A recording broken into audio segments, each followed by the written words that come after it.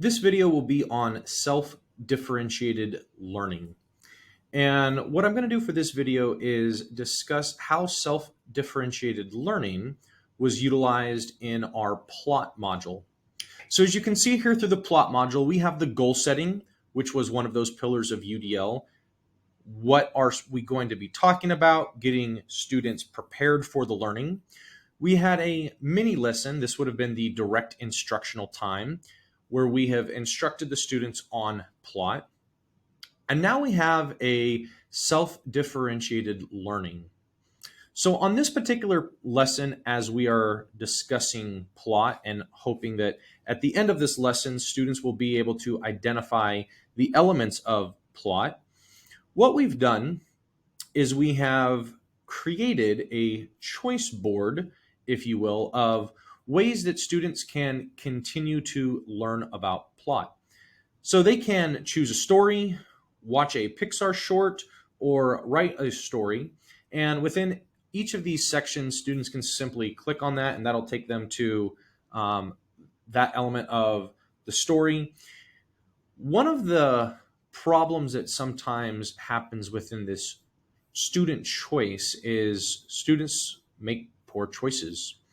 So this is another area that teaching can happen.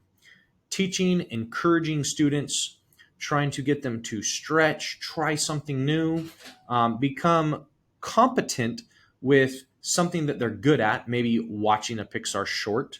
And once they've developed a competency in a particular way to practice, maybe encouraging them to try and experiment on something else. It is important, as you have different types of self-differentiated learning, not to overwhelm the students with more than 6 choices.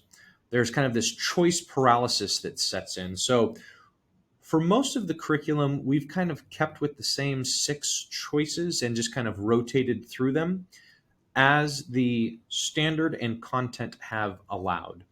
You'll notice in some of our modules, there may not be as much self-differentiated learning, or perhaps the self-differentiated assessment is not quite as UDL as you might expect.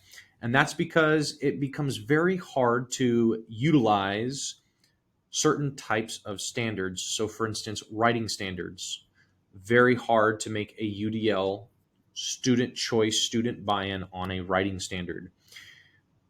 But for some of the curriculum, for some of the skills, student choice is going to promote engagement, promote buy-in, and allow students to demonstrate proficiency in the target goal. Hopefully this video was helpful in looking at self-differentiated learning as it related to teaching plot.